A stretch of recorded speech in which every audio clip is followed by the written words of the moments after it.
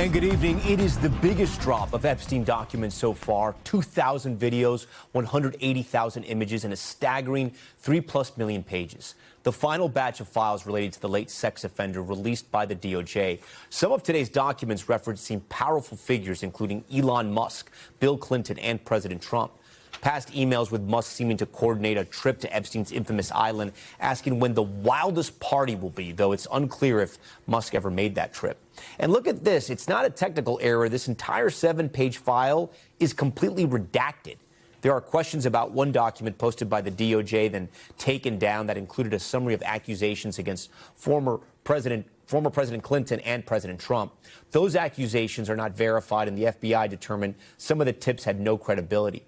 The public figures mentioned are not implicated in any wrongdoing, but they are raising new questions and renewing pressures on the White House, which has faced bipartisan criticism related to the handling of the Epstein case. At this hour, our NBC team is still pouring through the millions of pages, but Ryan Noble starts us off tonight with what we've learned so far. Tonight, the Department of Justice releasing their final batch of files connected to the late convicted sex offender Jeffrey Epstein. Today, we are producing more than 3 million pages, including more than 2,000 videos and 180,000 images. New emails from 2012 and 2013 show billionaire Elon Musk and Epstein coordinating a possible visit to the financier's infamous island. Musk asks when the wildest party will be. In another exchange, Epstein telling Musk there is always space for you and says he will send a heli for him. It's not clear if Musk ever visited the island. Musk's name has popped up in prior releases, including from the House Oversight Committee's release from the Epstein estate. He did not respond to NBC News' request for comment, but previously called Epstein a cretin and said he never advised him. Musk told Vanity Fair that Epstein tried repeatedly to get him to his island, but he declined. Emails also show Trump Cabinet Secretary Howard Lutnick coordinating a visit in the Caribbean in 2012. It's not clear if the meetings happened. Lutnick claimed to have cut ties with Epstein in 2005. My wife and I decided that I will never be in the room with that disgusting person ever again. But the emails show drink and lunch meetings being arranged between the two well into 2012. A Commerce Secretary spokesperson said in a statement, quote, Secretary Lutnick has had limited interactions with Mr. Epstein in the presence of his wife and has never been accused of wrongdoing. The drop also includes a spreadsheet summary of complaints made to the FBI's National Threat Operations Center. It contained allegations against former President Donald Trump and former President Bill Clinton. There's no indication the FBI turned up evidence supporting the tips. And a note on the file read some of these individuals are reporting secondhand information and determined some of the tips were not credible. The DOJ later temporarily pulled the file without explanation. Both former presidents have denied any wrongdoing. Ryan joins us now live from Washington. Ryan, how are Epstein survivors reacting to the new release? Well, they're not happy, at least at this point, Tom. A group of survivors are accusing the DOJ of not doing enough to protect their personal information while withholding information about Epstein's alleged crimes. They want to hear more from Attorney General Pam Bondi. She's going to appear before Congress in a hearing coming up in February. Tom? All right, Ryan Noble's leading us off tonight here in Top Story. Ryan, thank you. Also breaking tonight, former CNN anchor Don Lemon released from jail after he was arrested late last night over a protest at a church near Minneapolis earlier this month. Lemon speaking just moments ago. Here's some of what he said. Last night, the DOJ sent a team of federal agents to arrest me in the middle of the night for something that I've been doing for the last 30 years, and that is covering the news. The First Amendment of the Constitution protects that work for me and for countless of other journalists who do what I do. I stand with all of them, and I will not be silent. I look forward to my day in court. Liz Kreutz has this report from that scene tonight. Tonight, former CNN anchor turned independent journalist Don Lemon out of custody, but facing federal civil rights charges after covering an anti-ICE protest inside a church near Minneapolis. A Appearing in Los Angeles federal court today, Lemon charged with conspiracy to deprive rights and for violating a federal law that prohibits people from interfering with the right to attend religious services, a move Lemon's attorney calls an unprecedented attack on the First Amendment. I'm just here to chronicle and to get some answers. The charges stemming from Lemon's coverage of this protest during a Sunday morning church service earlier this month, where demonstrators say a pastor also worked as an ICE field director. This shows you just how divided America is.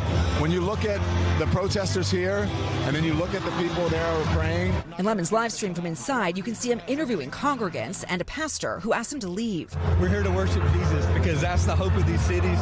That's the hope of the world is Jesus Christ. I want to be very respectful. Please don't push me. I have to take care of my church and my family, so I ask that you actually would also leave this building. Lemon repeatedly identifies himself as a journalist. I'm just chronicling. I'm not with the group. I'm a journalist. They're activists. But the DOJ is grouping Lemon, who's been critical of the Trump administration, and another independent journalist who was also arrested, with the protest organizers.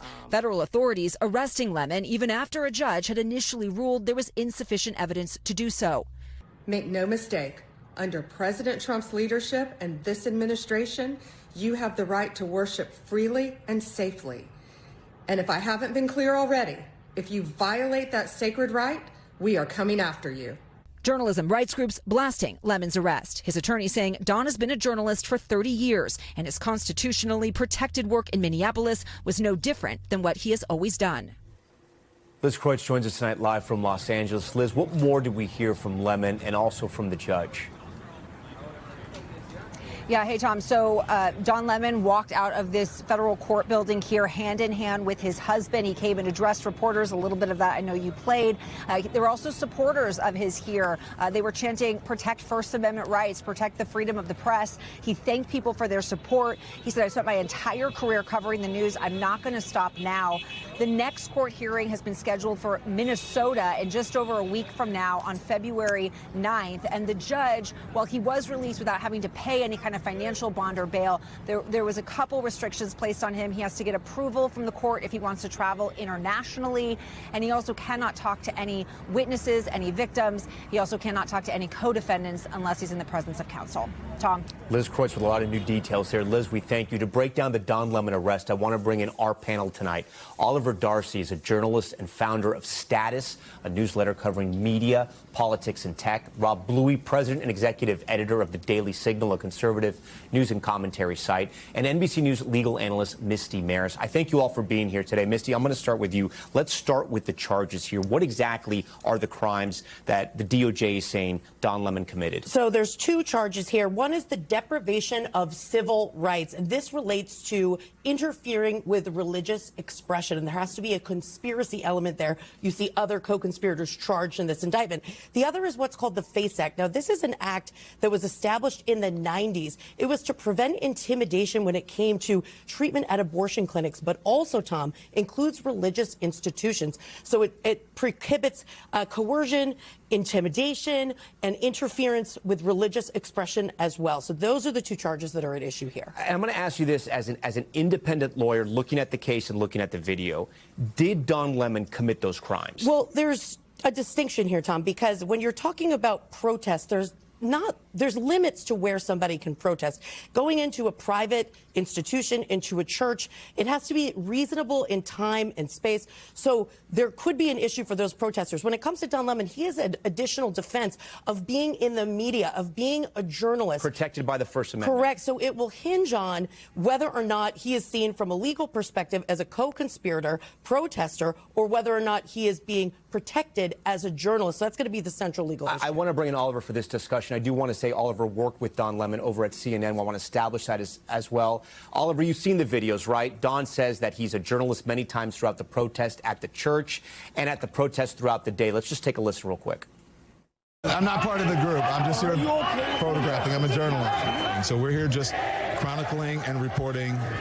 We're not part of the activists, but we're here just reporting on them. I'm not going to get in the middle of it because I'm not here as an activist. I'm here as a journalist. So I'm just going to be as respectful as possible. I'm not here to intimidate anybody. I'm just here to chronicle and to get some answers. I'm just chronicling. I'm not with the group. Whose team are you on? Come on, man. This is Don Lemon. Oliver, you've seen the videos there. What is your take on what's happened here? You know, Don clearly establishing himself as a journalist, saying that he's not part of the group. He's also part of new media, right? And not that the rules are different, but it is sort of a new factor in all this. Explain to me what you're seeing in the video. Yeah, I think we should be very clear about what's happening here. This is an escalation of Donald Trump's attacks on the press. It started with Donald Trump diminishing the press as fake news. It escalated to him calling the press the enemy of the people. It escalated even further to him filing absurd and meritless lawsuits against news organizations as president. And now you're seeing him, a couple weeks ago, the federal government raided a Washington Post reporter. And now you're seeing him deploy federal agents to arrest a critic in Don Lemon after two courts basically said that there is insufficient evidence to do so. And what is happening here is this is part of a larger effort by Donald Trump to weaponize the federal government to go after perceived critics, whether it's journalists, whether it's universities, or whether it's law firms. And I think we should be very clear about that abuse of power that he's exercising right now as commander-in-chief. Rob, your take on what you've seen in the video. Well, what Oliver forgot to mention there was that this was a grand jury's decision. So ultimately, as Don Lemon even acknowledged, let's see how this plays out in the court of law.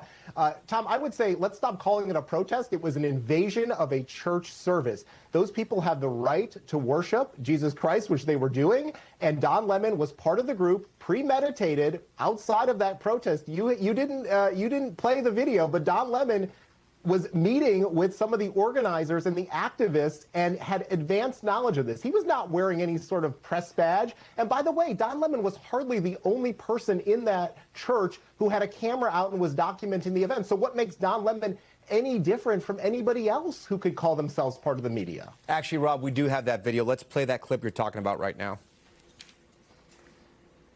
This is an operation that is secret, that they invited folks out. Can't tell you what is going to happen, but you're going to watch it live unfold here on the Don Lemon Show. Rob, that's the image you're talking about. Oliver, I want to go back to you. Listen, journalists get tipped off on things all the time. Law enforcement leak things to the media. Protesters leak things to the media. The question here is, did Don Lemon cross a line? That's the question here, Oliver. Yeah, I'm not a lawyer, Tom, so I'll leave it to the lawyers to hash that out. I can tell you that this administration doesn't seem to care much about the law. If they did, they wouldn't have pardoned, the president would have pardoned all the January 6th protesters who were, quite literally invading the U.S. Capitol and disrupting the transfer of power. And this is obviously a selective targeting. I don't even think Rob would deny that Don Lemon has gotten under Trump's skin. He's wanted to go after him for a while. This is pretty obviously him targeting Don Lemon as a critic here. And, you can even go with the FACE Act. The FACE Act, I believe this president has pardoned people who were convicted of violating that law. So it seems that the administration is wielding the law in a different way against critics, and I think that's pretty clear. I want to get back to Don, but Oliver, I do want to ask you, because you're sort of in this unique position to answer this question. Everyone has a phone now in their hands, right? And everyone can launch a podcast, they can launch a blog, they can be on Instagram, on TikTok, they can be a journalist, right? There are citizen journalists. Is there a line drawn on who's a journalist and who's not a journalist, do you think, in this day and age? I think it's very tough. I do think it's very tough in this day and age because, like you said, everyone has a phone, everyone can document something, and the term journalist is pretty broad. I think in Don Lemon's sense, though, given that he has had, a 30-plus year career, he was a top anchor at CNN, I think it'd be very difficult to say that he is not a journalist. I think you could, if the federal government were to make the argument against, say, some average Joe who took out his phone and posted to Twitter, I think that might, you might still be able to classify them as a journalist, but it'd be a tougher argument to make probably in court. Given that Don Lemon is a very established name, an established journalist, I think it's pretty clear he was acting as a journalist here. With that type of defense on that point, Misty, talk to me about that. We do know that Don Lemon is a journalist. He has a show. It's on YouTube. He has subscribers. He's been in the media for decades. will the First Amendment protect him here? Yeah, that's going to be the argument. And part of that is going to be what the prosecution would have to establish, which is an intent element, that the intent was to engage in an activity that would prohibit freedom of expression. So we're going to be looking at his mindset, which is going to speak to what's his purpose. Well, is it journalistic? This is an issue of public interest. And I think, listen, he's represented by Abby Lowell. That's a high-profile lawyer. I think what you're going to see next is a request for a preliminary hearing. So remember, an indictment, that's a prosecutorial process. A preliminary hearing, you go before a judge. It's like a mini trial where probable cause needs to be established. Knowing that the prosecutors had already gone to 2 judges before and had been denied probable cause for a warrant, then went to a grand jury, I think strategically, you'll likely see a lot of these arguments play out pretty early in the process. Rob, I do want to go back to you because you brought up a great point in the beginning of all this, and this can't be sort of lost in this conversation. I have 2 questions for you. The second one you can answer later, which is there's so much going on in this country right now. Does the DOJ want to focus on resources on prosecuting Don Lemon? That's the second question. But the initial question I do want to ask, people do have a right to worship. There should be a safe place in this country where you can go and you can worship whomever your God is. And these people clearly were there for a church service and it was disrupted. And that can't be lost in this conversation either. No, that's a great point, Tom. Thank you for bringing that up. And we know from the 40 or so people who came in and invaded that church that children felt terrorized. There was a woman who broke her arm. The pastor apparently repeatedly asked Don Lemon and the individuals who were there to leave, and they didn't. Don Lemon at one point, I think, was even blocking the door and preventing people from exiting the church. And so I think there's a whole number of factors that the DOJ and others will have to look at, obviously, as they pursue this. And to go back to another point that Oliver made, I agree that Don Lemon probably doesn't have many fans at the Department of Justice or within the Trump administration. But I'd also point out that this is not something that a Republican or a Democrat necessarily would do. It was during the Biden administration when the Daily Signal had its press credentials revoked by the White House. And so, this is something that I don't think you can pinpoint just because it's Donald Trump. Do you think it's worth it with everything going on in the country and the world that the DOJ is going after Don Lemon and another independent journalist who were out there that day? Well, one thing you consistently see with this administration is the fact that they want to hold people accountable. And I think that they feel that too many times in the past, individuals like Don Lemon did not have that level of accountability. So I think they're trying to set an example here. Oliver, you don't think this is the end? You think there continues to be investigations, grand jury, indictments possibly in the future for journalists? Unfortunately, I think we're seeing the beginning of this administration going after journalists. I think they're only going to be more emboldened. This is only 1 year of Donald Trump's administration. We have 3 more years left. And, I'm a little bit baffled by what Rob is saying. He's complaining about the Daily Signal's press credentials being taken away, which I'm not sure what happened there, but I agree they should be able to cover any administration. But seems to be cheering on Don Lemon being arrested. That doesn't really seem to add up, and be consistent there. So. We didn't invade a church. We didn't disrupt the service. I mean, we were simply there in the White House press briefing room trying to cover the president. I think it's 2 completely different situations. We're going to have to leave it there. Rob, Oliver, Misty, so great to have you. We could spend the whole hour on this. We have other news. It's been a very busy news day. I thank you all for your time and your analysis tonight. We'll continue covering the story. We want to turn now to the people and flooding the streets and the cities across the country. Crowds protesting ISIS presence in Minneapolis as the president now says he will not be pulling back officers. Maggie Vespa has the latest. Huge protests from Texas to California, New York, make some noise, to Minnesota. We are easily talking thousands of people. This part of downtown is shut down. This outrage isn't going anywhere. In North Carolina, students pouring out of school, thousands rallying at Brown University, all demanding ICE leave Minneapolis. How furious is Minneapolis at this point? It's unspeakable. It's just everything is tense. Hopes of de-escalation seemingly dashed overnight when President Trump answered questions about plans to draw down officers announced hours earlier by his administration. We'll do whatever we can to keep our country safe. So, yeah, pulling back? No, not at all. This as the Department of Homeland Security confirms the FBI is now opening a civil rights investigation into the Border Patrol shooting of Alex Preddy. The president calling Preddy an agitator and perhaps insurrectionist. Meanwhile, the mother of Liam Ramos, the Minneapolis 5-year-old detained by ICE, is speaking out after DHS said she refused to take custody of her son, telling Telemundo when officers brought Liam home, she was inside with another child and afraid if she opened the door, officers would arrest her, leaving the other child alone, saying it seemed, quote, as if they wanted me to run out desperately for my son so they could arrest me as well. Maggie Vespa joins us tonight from a very chilly Minneapolis once again. Maggie, DHS says that 5-year-old has now been seen by a doctor? Yeah, Tom, that's right. This is an update from the agency saying a pediatrician examined little 5-year-old Liam and found, in their words, no medical concerns. And that was a point of interest for a lot of people because, remember, Texas Congressman Castro visited Liam and his dad in that Texas facility where they're being held and said the boy was, according to his dad, depressed, not eating well, and kept asking to go home. So the agency today issuing that update. Tom. Maggie Vespa for us. Maggie, we thank you. A huge legal win tonight for Luigi Mangione, a judge deciding that the accused CEO killer will not face the death penalty. NBC's Laura Jarrett has those details.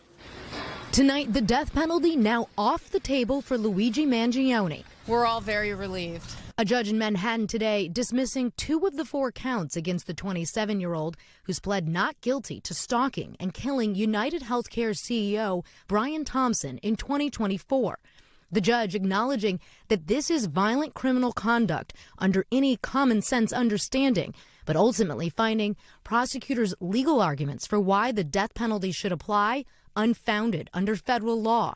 Today's decision a major blow to the Justice Department as the Attorney General has invoked Mangione's case in a push to revive the death penalty under President Trump. If there was ever a death case, this is one. At the same time, the judge handing prosecutors a major win, refusing to toss out key evidence authorities discovered in Mangione's backpack when he was arrested, including a gun, silencer, and a notebook with his writings. His defense had argued none of that evidence should be allowed at trial, since authorities failed to get a warrant before searching the bag at a McDonald's in Pennsylvania. But the judge disagreed, concluding police were justified in conducting that search. We look forward to fighting this case. This as the case inches closer to trial, with support for Mangione still pouring in, as he's racked up $1.4 million in donations for his legal defense fund.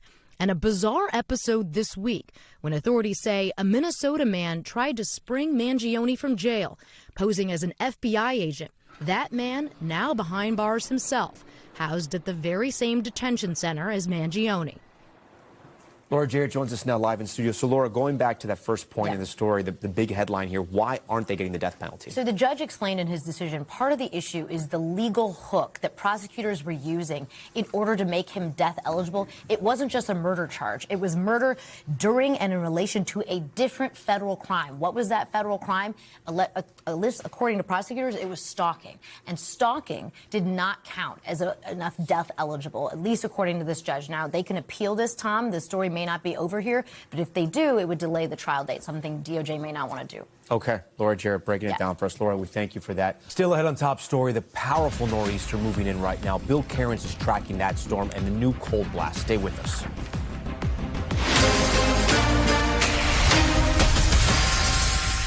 Back now with the powerful nor'easter beginning to close in as a new Arctic blast takes hold. Right now, an urgent search is underway in Massachusetts for fishermen after their boat sunk off the coast of Gloucester. At least one person was found dead.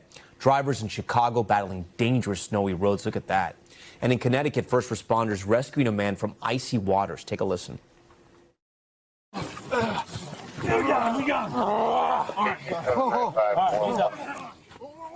Officers and bystanders there pulling him onto the dock before he was rushed to a hospital. In New Hampshire, the fire department rescuing 60 skiers stranded on a broken ski lift.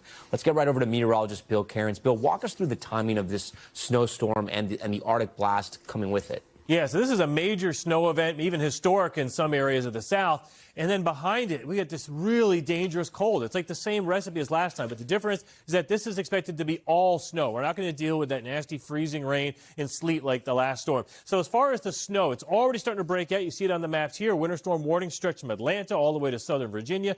If we get the predicted snow amounts in, say, Charlotte, which is about a half a foot, this would be the biggest snowstorm in 21 years. So, yes, this is kind of like a once-in-a-generation event for some areas, especially like Myrtle Beach could get a half a foot of snow. Wilmington could get up to 10 inches. That would be their biggest snowstorm ever if that happens. And with it is the winds are going to whip all that fluffy snow around. Snow drifts could be 2 to 3 feet in some places. Other areas will have no snow at all. And the wind chills, the cleanup, this is Sunday morning. Raleigh, 0. Wilmington, 0. Even if it wasn't for the snowstorm, this would be a story all by itself. So extreme cold in an area that doesn't typically get snow. So the cleanup is going to take days in some cases, just with a limited number of plows.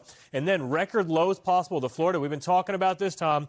35 degrees, it looks like Sunday morning in Miami. The wind chill in Fort Pierce, 12, 19 in West Palm. So we got problems not only with the iguanas, the orange crops, the citrus, all into the areas of the strawberry fields. This is a big story. Yeah, and all those snowbirds hoping it was warm, but now got a lot of snow and cold on the way. We thank you for that, Bill. When we come back, the stunning moment a man is tackled to the ground inside an airport. Look at this. We'll tell you what happened. That's next.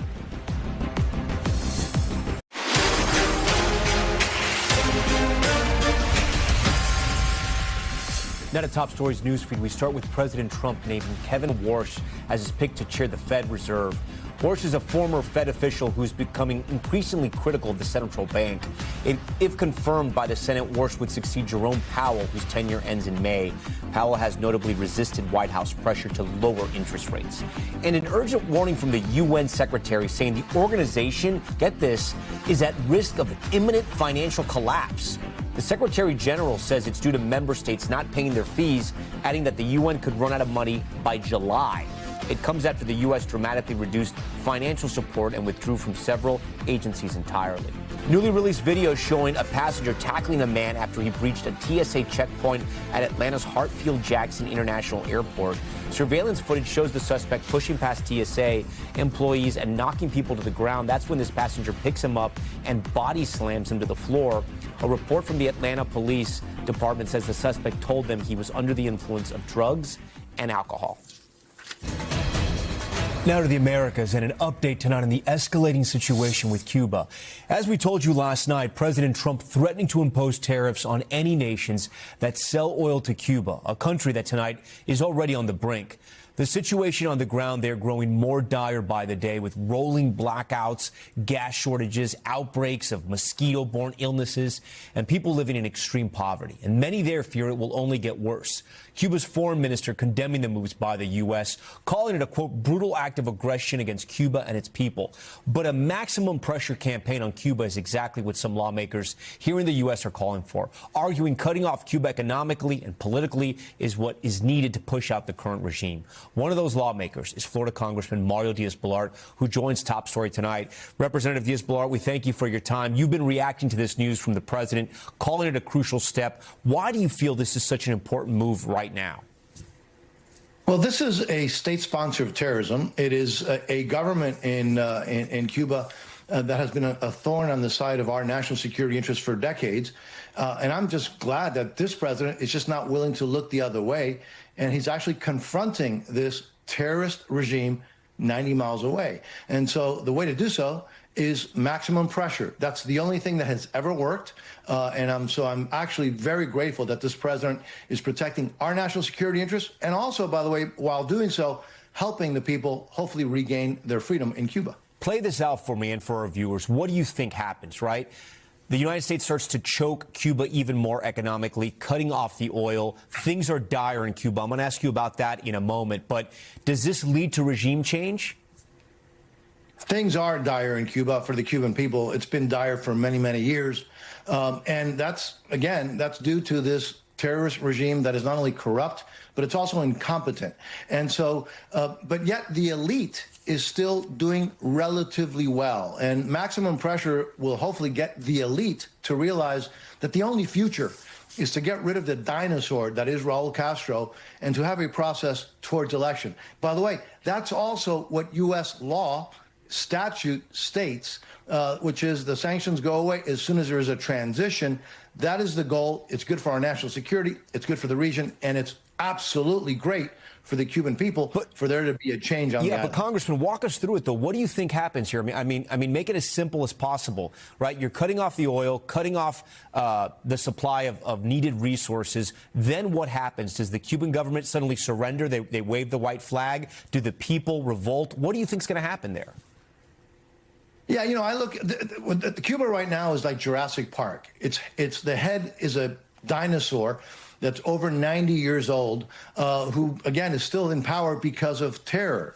But the elite around him have to realize that there's no future with this regime, that the only future is a transition towards democracy. And hopefully what will happen is, do I think that Raul Castro is going to change? No. But hopefully the people around him realize that hanging on to this dinosaur as if they were living on Jurassic Park is no longer feasible. There's no other future. And therefore, hopefully, they will start pushing for a change, for a real change, which will help our national security. It will be stabilizing for the region and will also be very helpful to the Cuban people. Some journalists on the ground in Cuba have been gathering reaction from residents there to this executive order, some calling it, quote, abusive and saying it will cause a lot of harm to the people and the economy. You also represent many Cuban Americans, some who still have family in Cuba, people they want to help. There's going to be a cap now on how much money they can send back in. You know the situation there better than anyone, right? There's this mosquito-borne epidemic because they don't pick up the garbage there. People are ill. They can't leave their homes. No gas, no food, no electricity. I mean, it is beyond Jurassic Park. There was, at least before the dinosaurs took over, there were some resources in Jurassic Park. There's not even that in Cuba anymore. So my question to you is, how do you balance both without thinking about just the humanitarian needs on the island? Yeah, look, it's horrible, but the people have been struggling and suffering way before this executive order. The reason that the suffering is going on is because of this regime that is abusive to its own people and also totally inept. And so here's the question. Do we continue to help fund or allow for that regime to continue to be funded with credits and oil from other countries? Or do we say enough is enough? Every other president has been willing to look the other way. And some presidents, U.S. presidents, have actually tried to help that regime, appease that regime. It is time to apply maximum pressure. And, you know, this was the same argument that was used against the sanctions in South Africa. Oh, it's going to hurt the people if you sanction South Africa. No, you have to help the people by doing everything possible to allow and to facilitate a change of regime. In this case, it's also an anti-American terrorist state that welcomes Hezbollah, Iran, China, and every other terrorist group around the country, just 90 miles away from the United States. It's about time we have a president that says, enough, we're not going to tolerate. Maximum pressure has to be applied. Before we go, do you see a Venezuelan model here in the sense of what the president is thinking and his cabinet, in the sense that are there military strikes? Is there a working with some Cuban officials like they are right now with Delcy Rodriguez, Maduro's vice president, who's now in charge of Venezuela? I mean, walk me through some of what do you think happens there. Cuba doesn't have the oil. Cuba doesn't have the drug running problem that Venezuela had. So I'm just wondering, what is the U.S.'s next move? President Trump likes to have every option on the table, as he should, as he needs to. But what we're facing in Cuba is, in essence, a failed state that is barely hanging on. It's never been weaker than it is today. And so are there, you know, how is that transition? Are there folks around Raul Castro that say, look, there's no possible future? It's time to move on, and they take the steps necessary? Is it a mass uprising from the Cuban people, and they say enough is enough, this is not tolerable? How that transition takes place, again, we've seen throughout the world different aspects and different transitions in Eastern Europe, in Spain, in Portugal, when they had long-standing dictatorships. There are different ways, but what has to happen for a transition is solidarity with the people, not with the regime. And that's why I'm so, frankly, glad that this president is doing just that. Maximum pressure on the regime to give hope and to give a chance for a true transition from this nightmare that has been a nightmare for us, for our national security interests, for the region, and clearly a nightmare for the Cuban people. Representative Mario Diaz-Balart, we thank you so much for your time. I'm sure we're going to talk a lot when we come back tonight here. The Melania documentary is out. So how is it? Our own Chloe Melas was inside the screening at the premiere and spoke to the president and the first lady on the black carpet. Yes, it was a black carpet. It wasn't a red carpet. We'll explain all of that. It's coming up next. Representative Mario Diaz-Balart, we thank you so much for your time. I'm sure we're going to talk a lot in the days ahead. When we come back tonight here, the Melania documentary is out. So how is it? Our own Chloe Melas was inside the screening at the premiere and spoke to the president and the first lady on the black carpet. Yes, it was a black carpet. It wasn't a red carpet. We'll explain all of that. It's coming up next. We're back now with a rare glimpse into the First Lady's life. The Amazon-produced film Melania, 20 Days to History, hitting theaters across the country today. And our very own Chloe Melas was at the premiere last night in Washington. Chloe, you were one of the few people who have actually seen this film. So how was it? And talk to me about some of the things that you did when you were there. I mean, first of all, it was a fascinating glimpse into seeing what is her life like, not only here in New York City at her penthouse just a few blocks away here from Rockefeller Center, where we are right now, to life at Mar-a-Lago. I mean, she really takes you behind the scenes of what life was like leading up to the inauguration. There is a lot of fashion, okay? So she's meeting with stylists, fashion designers. She talks about growing up as a model early on, and obviously that was really what she was doing before she married Donald Trump. And then she had a jewelry line for QVC. She had her own beauty line at one point. But she also... The hat was a big thing at the inauguration. The hat was a big thing, and you see a lot of her getting the hat just right. We also learned that she loves Michael Jackson. At one point, she's singing along to Billie Jean. So she loves all things Michael Jackson. There's a lot of 80s pop that's played in this movie. She had a lot to do with post-production. She was involved in the editing process. She's a producer on this film. And she also said that she specifically picked the playlist, the music for this film. So you really get like a vibe as to what she's listening to on like Spotify or Apple Music. And then I will say she does talk a lot about losing her mother in 2024. She talks about the profound grief that she had. And for anybody that might have speculation about her relationship with President Donald Trump, they are very affectionate in this film. A lot of hand-holding. You know, they seem to be very much in love in the way it's portrayed in this documentary. And then I know you had a chance to speak both with the president and the first lady. What did you learn? You know, the main thing that I wanted to ask President Donald Trump and First Lady Melania Trump was the fact that there's so much criticism that Amazon paid $40 million to acquire the rights to this film. And I asked Melania point blank, what are you going to do with this money? Take a listen. We have a bidding process. We approach other platforms, and Amazon was the best because they agreed to do theatrical releases as a film in theaters all around the world. It's opening tomorrow all around the world. Are you going to give any of the money to any of the charities that you work with or any of those organizations? Yes, I already work with Fostering the Future, and I already sponsor for scholarship, the Students for Scholarship. I already have many of them, and they're very successful. So, yes. So, I hope they will enjoy it. Do you think this film will change the minds of non-Trump supporters and maybe garner? Well, I think they'd have to go and ask President Obama, who got paid a lot of money and hasn't done anything.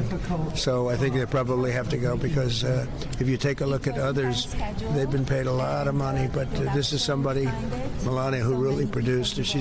She's done a great thing. This is a very important piece of work. So as you can see, Melania Trump did not really answer my question as to what is she going to do with all of this money. And a lot of people have a problem with it because they feel as though a sitting first lady should not be accepting money. But as you heard President Trump, he has very strong opinions about that and made those comments about the Obama administration. So the documentary's out in theaters. How's it being received? So as of now, people are being very critical. So there are headlines that are pretty scathing right now. Some asking, like Variety, saying, why would Amazon spend $75 million in a movie this boring? You have The Atlantic saying the Melania Trump documentary is a disgrace. You know, typically when you have a big streamer in a studio like Amazon coming out with a documentary, somebody as high profile as Melania Trump, they would have press screenings. They would release screeners in advance to members of the media, and they did not do that. And a lot of people have asked, how did I get into the screening last night? I will not reveal my secrets, but I am one of the first people that had a chance to see it. Yeah, I've interviewed Melania. I've sat down with her, and I realized she can also be polarizing. There's people that really are going to have a problem no matter what she does, and there's people that love her. I mean, she's beloved, especially to President Trump supporters. The people that do like Melania, that do like the First Lady, are they going to learn stuff about her? Are they going to really appreciate this film? I think that the MAGA fan base is going to love this film, and they're going to love all of the behind-the-scenes footage. Whether or not Melania Trump is going to gain any new fans from this movie is really left to be seen. But when I asked Mrs. Trump what her thoughts are and who this movie is for, she said it's for everybody, teenagers and the like. I do want to show you, I brought back some little, like the little treats from the film. So this is also similar to what they had at the White House at their screening last weekend. So cookies that say Melania on it. And then inside here, popcorn. Okay. Want a piece? I feel that was a big build-up for the popcorn. I feel like there should have been something more interesting in there. Like a steak that was going to pop out of here. So look, we're going to see how this movie does. We're going to see. I mean, the projections right now are about $5 million, which is pretty good for a documentary. But it could even fare better. And you know, like her or not, I think that a lot of people are going to want to see what's in this film. Real quick, if people can't go to the theater, when can they see it on Amazon Prime? So it is going to be streaming at some point. There is not a date yet, but then there are going to be 3 episodes that are going to release on streaming with footage that did not make it into the actual documentary. Everything you wanted to know about the Melania documentary right there, Chloe Molas, all over it, plus the free popcorn. All right, that does it for us tonight. Thanks so much for watching Top Story. I'm Tom Llamas in New York. Stay right there. More news on the way. We thank you for watching. And remember, stay updated on breaking news and top stories on the NBC News app or watch live on our YouTube channel.